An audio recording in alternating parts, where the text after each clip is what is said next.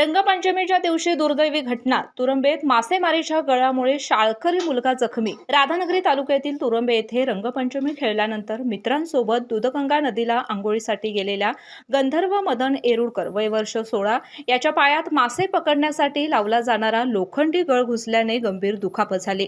घटनास्थळी काही नागरिकांनी गळ काढण्याचा प्रयत्न केला, मात्र खोलवर अडकल्यामुळे तो बाहेर निघत नव्हता.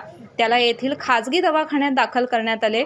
तिथे डॉक्टरांनी गळ काढला. दूधगंगा नदी मासेमारी करण्याचे प्रमाण वाढले आहे. काही जण हे गळ नदीपात्रातच टाकून जातात. त्यामुळे आंघोळ किंवा पाणी भरण्यासाठी जाणाऱ्या मुलांना, नागरिकांना तसेच जनावरांनाही धोका निर्माण होत आहे. मासेमारीस बंदी घालावी व नियमांचे उल्लंघन करणाऱ्यांवर कारवाई करावी अशी मागणी होत आहे. केके न्यूज साठी राधानगरीहून मिलिंद कांबळे.